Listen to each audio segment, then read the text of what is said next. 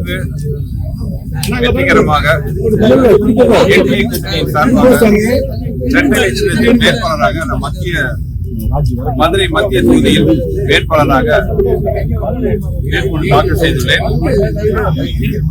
இங்க வந்ததிலிருந்து மக்கள் எனக்கு வரவேற்பாகட்டும், இரட்டலை கொடுக்கிற ஆதரவாகட்டும், இதெல்லாம் பார்க்கும்போது வெற்றி நிச்சயங்கிற நம்பிக்கை எங்க எல்லாத்துக்கும் வந்திருக்கு.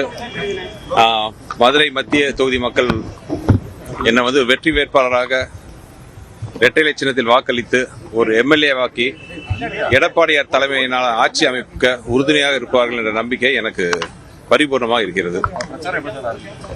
பிரச்சாரம் ஆரம்பிச்சாச்சு, ஆல்ரெடி ஆரம்பிச்சிட்டோம். முழுவீச்சாக பிரச்சாரம் நாளையில் தான் ஆரம்பிக்கிறோம். நாளைக்கு செயல் வீரர்கள் கூட்டம் நடக்குது. அனைத்து கட்சி கூட்டணி, என்டிஏ கூட்டணி கட்சி தலைவர்கள், செயல் வீரர்கள், நிர்வாகிகள் அனைவரும் இருக்கிற கூட்டம் நாளைக்கு நடக்க போகுது. அது முடிஞ்சதுக்கு அப்புறம் எங்களோட பிரச்சாரம் முழு வீச்சில் ஆரம்பிக்கும். வெற்றி வாய்ப்பு 100க்கு 200% இருக்கு. பிரமாதமான வெற்றி வாய்ப்பு. ஏன்னா நான் வந்ததுலேருந்து பாக்குறேன் மக்களோட வரவேற்பு. 10 வருஷமா ஒரே எம்எல்ஏ, எந்தவித நலத்திட்டங்களும் பண்ணாம, எந்தவித ஒரு பேசிக், அதாவது நான் பார்த்ததுலேருந்து திருச்சி மக்கள் எல்லாரும் என்கிட்ட பெரிய ஒரு மாலை மளிகை கொடுங்க, இல்ல பெரிய வானத்துல மாலை கட்டி கொடுங்க, அதெல்லாம் எதுவும் பெரிய கோரிக்கைலாம் எதுவுமே இல்லை. அவங்க கேட்கறதெல்லாம் பேசிக். நல்ல சுகாதாரம், குடிக்க குடிநீர், நல்ல சாலைகள், கழிவுநீர் பிரச்சனை இல்லாதது, ஒதுங்கிறதுக்கு நல்ல கழிப்பறைகள் மாதிரி பேசிக் விஷயம் கேட்கறாங்க. ஒரு அரசாங்கம் சர்வசாதாரண நிறைவேற்றக்கூடிய சேவைகளை கூட பாத்தீங்கன்னா இந்த அரசாங்கம் நிறைவேற்றாம இருக்கு. அதே மாதிரி போக்குவரத்து இடைஞ்சல் ஆகட்டும், எங்க பார்த்தாலும் ஒரு கிலோமீட்டர் தாண்டதுக்கே பாத்தீங்கன்னா 2 மணி நேரம் ஆக வேண்டியதா இருக்கு. சோ பேசிக்கா இன்ஃப்ராஸ்ட்ரக்சர், நல்ல மேம்பாலங்கள் கட்டலாம். மதுரை மாநகரை எவ்வளவு முன்னேற்றலாம். அதுல எந்தவித கவனம் செலுத்தாம இந்த ஆட்சியாளர்களும் இங்க பதவியில் இருக்கிறவங்க இருக்கிறாங்க. எங்க பார்த்தாலும் ஊழல், லஞ்சம், லாவண்யம், மாநகராட்சி ஊழல், மதுரையில் நடந்த நம்ம மாநகராட்சி ஊழல் உங்க எல்லாத்துக்குமே தெரியும். இந்த மாதிரி எல்லா குறைகளையும் கலைந்து மதுரையை நம்பர் 1 சிட்டியா, மதுரையை இழந்த பெருமை மீட்கணும். மதுரை ஒரு தமிழர்களின் தலைநகரம் சென்னைனா, தமிழின் தலைநகரம் மதுரை. இது கோயில் நகரம் மட்டும் இல்ல, ஒரு தங்க நகரம். இதை மறுபடியும் இழந்த பெருமையை மீட்டெடுக்கணும். அதுக்கு எடப்பாடியார் தலைமையிலான ஆட்சி அமையணும். அதுக்கு மதுரை மத்திய தொகுதியில இரட்டை சின்னத்தில் நிற்கிற வேட்பாளராக நான் ஜெயிச்சு எடப்பாடியாரோட படையில ஒரு உறுதுணையா நானும் சேரணும்ட்டு மதுரை மத்திய தொகுதி மக்கள் எல்லாத்தையும் அன்புடன் கேட்டுக்கொள்கிறேன். மதுரைக்கே சம்பந்தம் இல்லாத இவருக்கு அவங்க ஓட்டு அப்படின்னு கனிமொழி கருணாநிதி பிரச்சாரத்தின் போது சொல்லியிருக்காங்க. ஏங்க, அவங்க தூத்துக்குடியில் இருந்தாங்க, அவங்க தூத்துக்குடிக்காரங்களா? அவங்களே சென்னைக்காரங்க. அவங்க வேட்புமனு தாக்கல் செய்யும் போது தான் தூத்துக்குடிக்கே வந்தாங்க.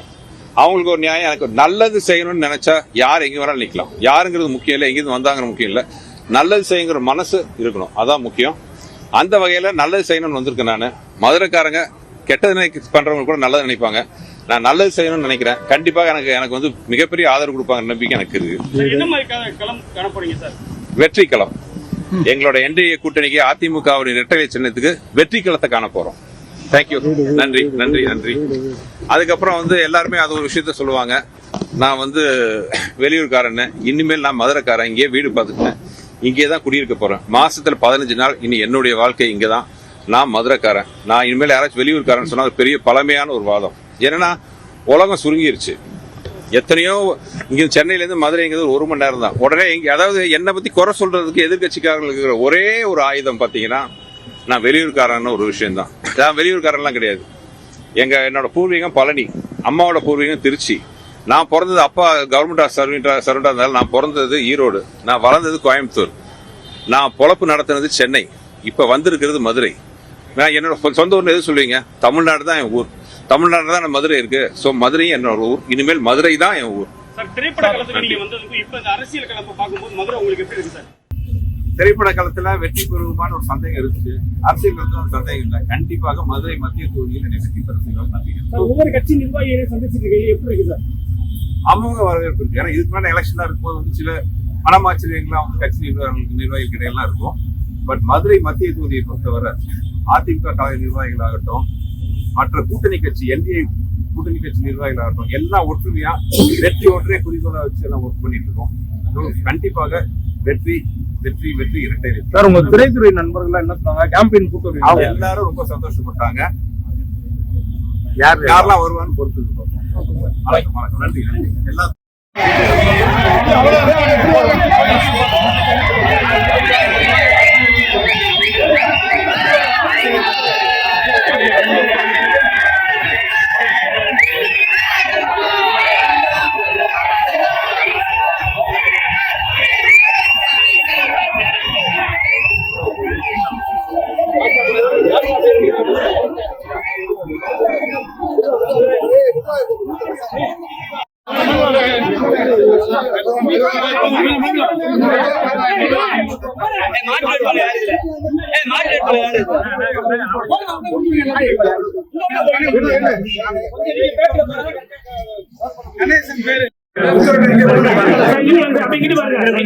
மேடம் மேடம் இவாங்க சார்